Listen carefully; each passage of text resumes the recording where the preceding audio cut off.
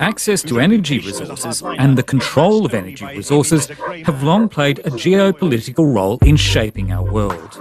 And they'll do so again as we move beyond fossil fuels to a future of renewable energy.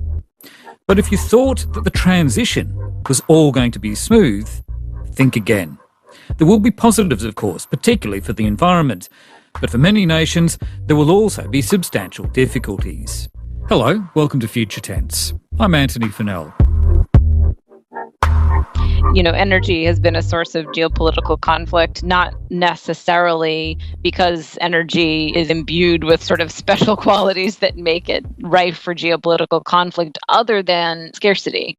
Sarah Ladislaw, Director of the Energy and National Security Program at the Centre for Strategic and International Studies in the US. Scarcity and the inability to move energy to places where it's needed is a strategic leverage point, and therefore it is geopolitical.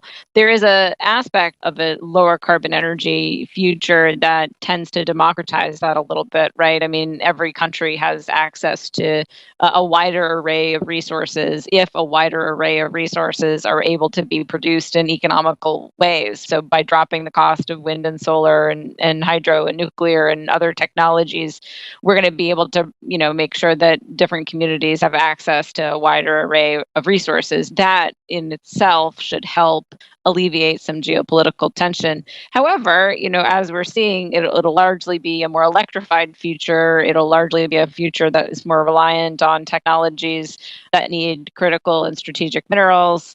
Those have to be traded through global supply chains. Anything that's traded through global supply chains are going to be subject to potential geopolitical conflict. So I don't think it's a world free of geopolitical conflict. I think it'll just manifest itself in some fairly different ways.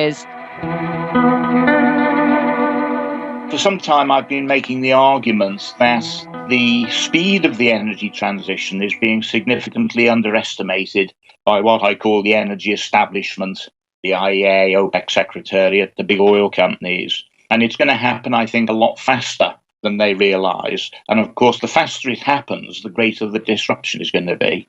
Professor Paul Stevens, a Distinguished Fellow at Chatham House in London. He predicts dire consequences for many countries in the Middle East and North Africa, nations that have long been referred to as petrostates. They've been talking about diversification away from oil since 1973, and most of it has just been hot air and rhetoric. They've done very little to actually do the transition. They're now again talking about it perhaps a bit more seriously, but there are serious barriers for them to diversify. Such as? Well, the main problem is if you're going to diversify an oil-dependent economy, you need a dynamic, active private sector to do it. And in most of the Middle East and North African countries, the ruling elites have grabbed all the best deals for themselves, and so the private sector is squeezed out. So, for example, in Saudi Arabia, you have a very active, dynamic private sector, but most of the things they do are done outside of Saudi Arabia. And the reason for this is because there's a lack of property rights within the kingdom. So private investors are dubious about putting their money in if there is no rule of law. Is it at a stage where it is likely that those nations, those oil nations, will end up becoming failed states? That they simply won't be able to take care of their populations or meet the demands of their populations if they haven't diversified? Yeah, I think this is an important point. In these countries, there is a sort of social contract. We will pay you to be quiet. We will buy off your discontent. And the problem is that as the energy transition proceeds, obviously the demand for their oil is going to decline, and so revenues will decline, and so they'll be less able to buy off that opposition. If you add to that the observation that the causes of the Arab Spring, the civil discontent that emerged in Tunisia in 2011 and spread to most of the region, the reasons for that, corruption and inefficiency, have not really been addressed. And so there is a serious danger that there will be considerable domestic unrest in these countries. And if there's domestic unrest in those countries, as you point out, that's bad news for Europe and other parts of the world, isn't it? I mean, we are likely to see economic migrants, aren't we, on a scale that perhaps we haven't seen to date? Yeah, that is a major concern, that you're going to get a mass movement of the nearest richer areas, which in the case of the Middle East and North Africa, of course, is Europe. And so this could be extremely disruptive. And of course, let's not forget, you've got a large population in these regions themselves, and they will start to suffer as the economies go down that tube.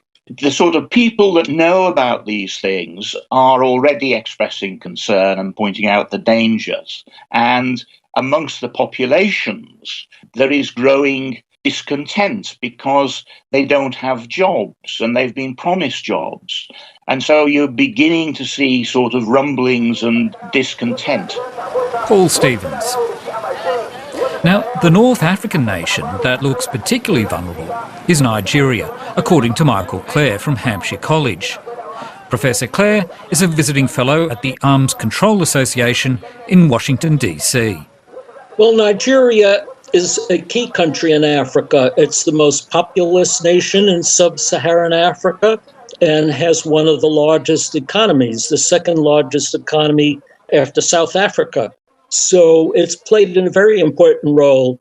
It has also played an important role in supporting peacekeeping operations in other parts of Africa. But as the oil production in Nigeria, as that no longer provides a source of income for the Nigerian state, their ability to carry out these kind of activities is going to diminish. And Nigeria itself is going to be torn apart by internal conflict. And the Nigerian government is going to be much more focused on its internal problems. It will have much less capacity to engage in peacekeeping and other activities throughout Africa. And in many cases, I think you're going to see that exploited by radical factions and militant factions and extremist factions. Boko Haram has taken advantage of the continuing weakness of the Nigerian state, its inability to meet the needs of its population, particularly in the far north, where Boko Haram has been especially strong. The government has proved terribly ineffective in sustaining development and helping the local population. And this has made it possible for Boko Haram to thrive. And you see that throughout Nigeria, in the south and the Delta region. You see insurrectionary behavior in the southeast as well. Now, that creates chaos within Nigeria, but this also leads to that kind of unrest and conflict has spillover effects into adjoining countries. So North Africa and the Middle East are regions that will struggle to break their fossil fuel addiction and rebuild their economies. And then there's Russia.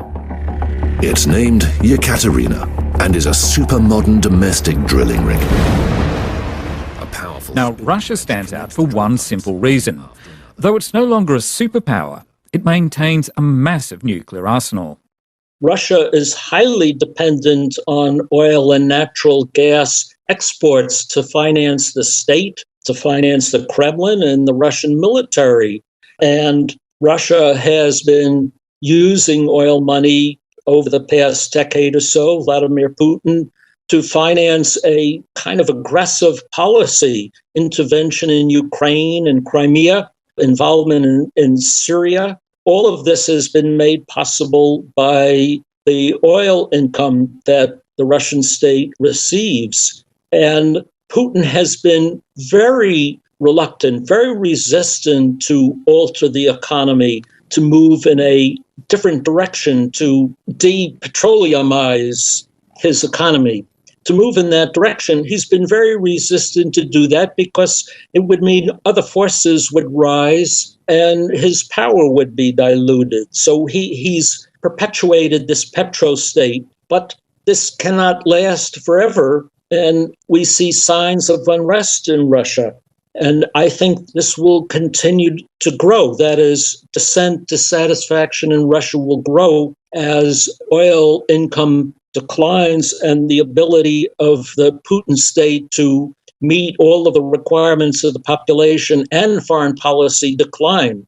And so for the United States and China, what happens in Russia as a result of a transition away from oil will be very significant. My guess is that sooner or later, a new regime is going to have to come into power in Russia. And will it be a Putin-like regime or something very different? Will make a big difference to the future of world politics. Because the collapse of Russia carries with it that added danger that we're talking about the second biggest nuclear state in the world at the moment. So nuclear weapons are at play in such a scenario, aren't they? Absolutely, yes. You're quite right to bring that up. Russia is a nuclear power and a large military power that's deeply involved in the affairs of neighboring states in the former Soviet republics. And this militarism is closely aligned, as I say, with the petropolitics of the Russian state. So will Putin try to perpetuate his regime through militarism? That could lead to military clashes with the United States and NATO. Would be exceedingly dangerous because, as you say, it's a nuclear-armed power. Or could we see a transition somehow to a post-petroleum economy? I think that could not occur in Russia without a deep convulsion in that country. And who knows what form that convulsion will take. It could lead to the breakup of the state and a civil war with military implications. Professor Michael Clare from Hampshire College in the US. And today on the program, we're focused on how geopolitics will play out as the global transition into a post-fossil fuel world begins to accelerate. Of course, no discussion about future geopolitical developments can afford to ignore the increasing rivalry between the economic giants China and the United States. China currently has a massive advantage in that it's the world's largest maker and supplier of renewable energy technology. But that dominance may not last, says Dr. Sarah Ladislaw. Before, there was a relative level of comfortability with the idea that, maybe the United States will help create these technologies and, China will drive down the cost of manufacturing them. And that's how we're going to achieve some of our global decarbonization goals. And I would say for the last 10 or 15 years, that's really been the way that people have seen it. I think we're in a new place now where there isn't as much trust in the global trading system and for globalization writ large. Every country is asking itself, has the incorporation of China into the global economy yielded more benefit or harm for my economy? And that's what a lot of countries are going through. Case in point being, India saying that they want to be able to not only produce more of their own solar PV, but rely less explicitly on China for those resources. Or the United States saying that we're very concerned about a number of different countries, China included, in providing software for our bulk electric power system. These are things that we didn't hear much about several years ago, and we're certainly hearing more about now. So there is this sort of creeping concern that maybe over-reliance on one country is not good for both the economic and security and trade aspects of the low-carbon transition. And looking at the Biden administration, how have they changed the dynamics here? It's really interesting because I think the Biden administration has sort of fully embedded in itself this idea that the United States, one, needs to take on climate change as a top-tier priority, a top-tier economic priority, a top-tier social priority, a top-tier national security priority. And very much, if you look at the way in which the Biden administration has laid out their plan for climate change, it is very much about creating domestic opportunity out of decarbonization of the energy sector. They have unionized labor provisions. They have domestic investment in domestic infrastructure. They have manufacturing provisions. They talk about creating jobs. And so this more deliberate industrial economic strategy as it's related to clean energy in the United States is something that I think that they will be focused on. So in that way, it's right in step with the trends that we've been seeing. I will say, though, a lot of people in and around the Biden administration and the president himself were some of the champions of this idea that the United States and China need to work together productively on climate. And I think that there is a lot of hope that in otherwise fractious relationship, that the US and China will still be able to continue to work together on climate change and to be able to make progress. And I think the Chinese, in announcing their net zero by 2060 plan, or at least aspiration, it's far from a plan as of yet, they have also signaled that they're willing to take that leadership role. So I do think that their posture towards China will be collaborative in that sense, but that doesn't mean that, countries aren't going to be looking out for their interests in the context of that global cooperation. So I think it'll certainly shape that relationship in ways that were a bit different from the Obama administration. Could we see new geopolitical tensions over clean energy in the future? For example, transboundary rivers being used for hydropower impacting on the water supply of countries downstream. We're already starting to see some of that kind of tension. Are we likely to see other forms of tension, geopolitical tension, as a result of this energy transition? Yeah, absolutely. I mean, I have a very hard time as an analyst looking at the kind of economic transformation that is required if you think about global decarbonization by 2050, or you just think about the kinds of compounding risks and impacts that we've experienced from climate change and its impacts. I'm not sure whether we'll always call it climate change when we see that geopolitical tension, but I think it's definitely going to be a defining feature of how we think about geopolitics for many decades to come.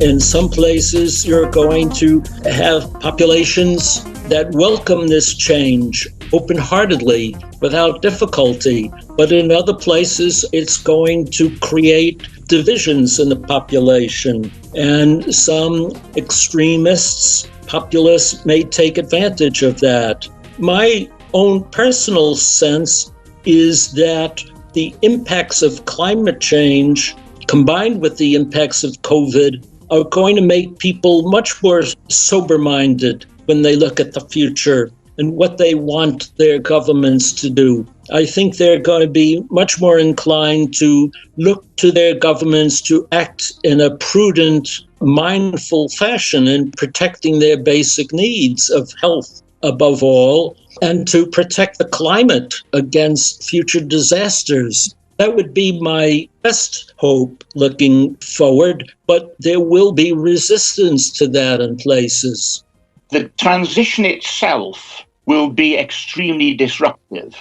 However, once the transition is over, once fossil fuels have been pushed out of the energy mix, then the world will become a lot more peaceful. There will be much less reason to actually have conflict. I mean, we'll find other reasons to kill each other, I've no doubt of that whatsoever, but it won't be because of energy. How much trade do you see happening in renewable energy between countries? I mean, obviously it would depend on proximity, I would imagine, but how much trade do you see occurring, or do you think most renewable energy will be generated for domestic use?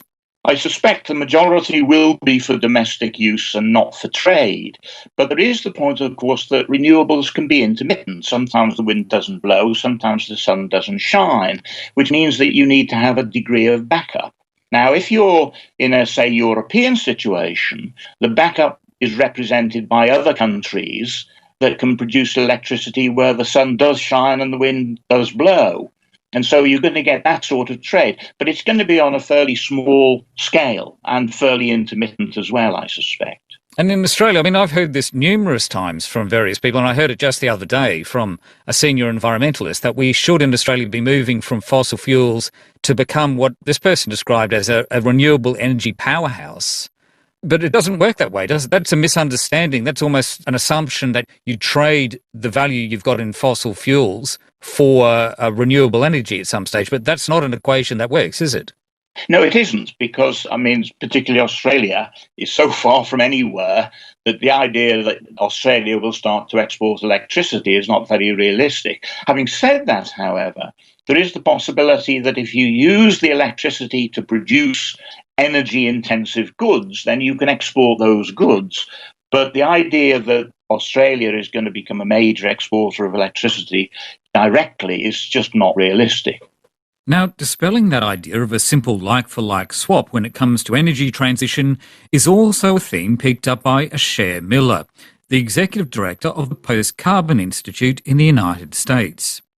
He believes we underestimate the degree to which fossil fuels have become an everyday part of our lives.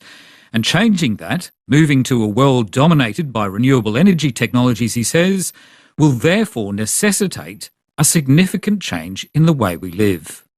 Oil is a factor in virtually every aspect of modern life, including the food system, and it's just very difficult to think about replacing it. For example, aviation or shipping. There are major challenges in substitution in terms of those sectors of the economy.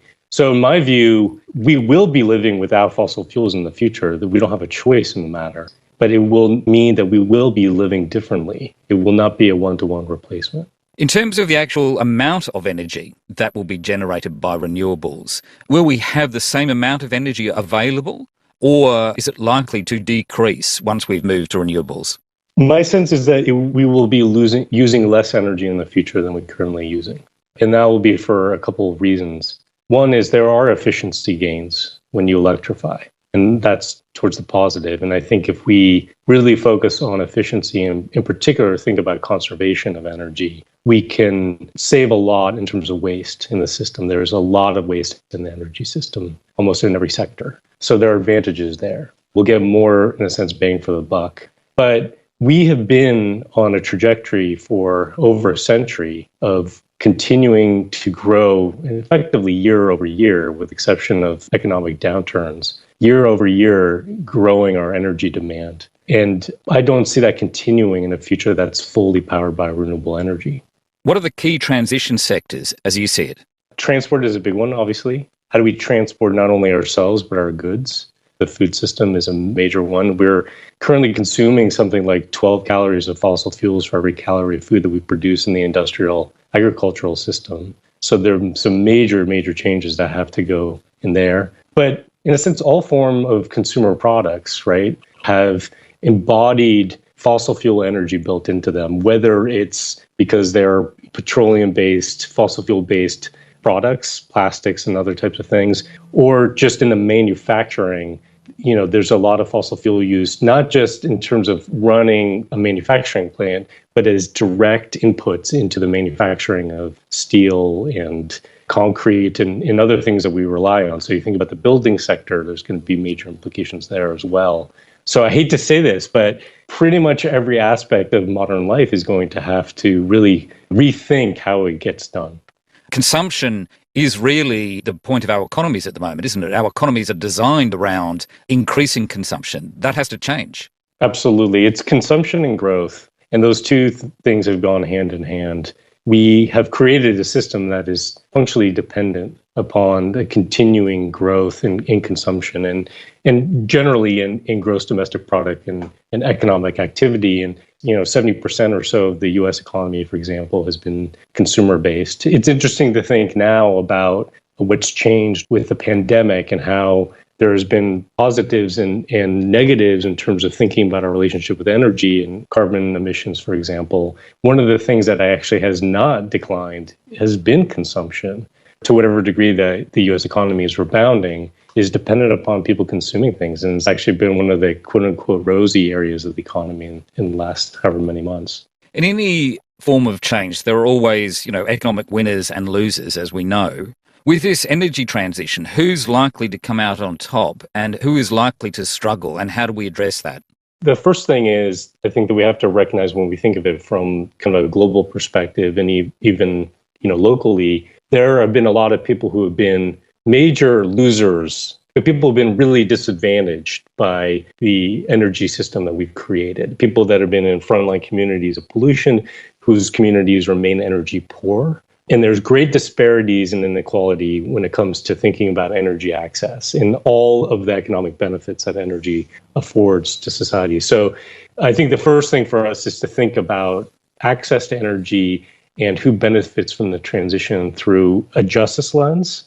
And that means thinking about communities that have been left behind from the fossil fuel revolution and the ones that have suffered the most. So we have this situation now where with the energy transition, we already have frontline communities who are on the front line of the extraction of some of the rare earth minerals that we need for solar panels and batteries and other things. And we need to be very conscious and conscientious, I think, about that. When done in a way where we're focusing on ownership of energy and distributed energy, there are a lot of people that could benefit. The concern that I have is that in kind of the market-based system that we have right now, and I'll use the United States in particular as an example, where it's really up to the market with a lot of deregulation to think about who the winners and losers are and the flow of capital, that it tends to consolidate into the hands of the very few.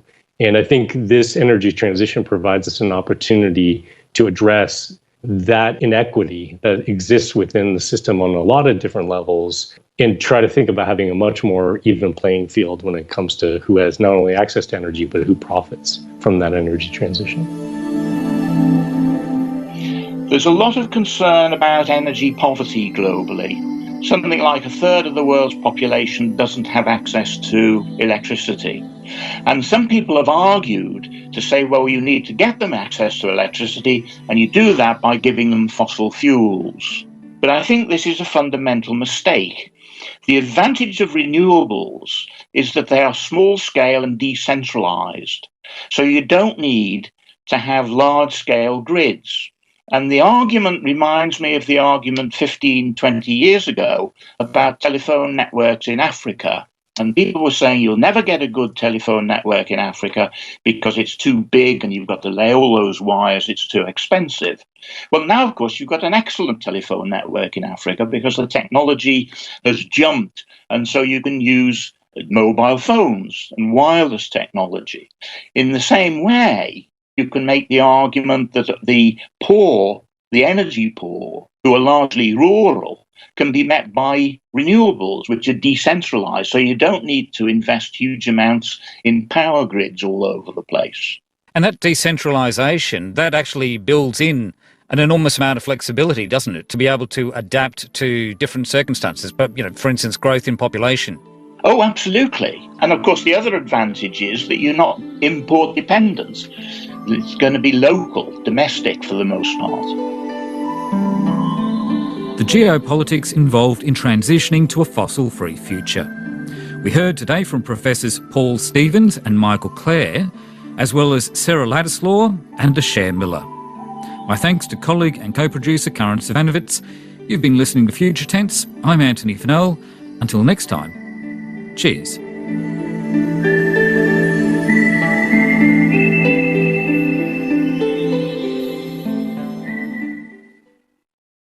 You've been listening to an ABC podcast. Discover more great ABC podcasts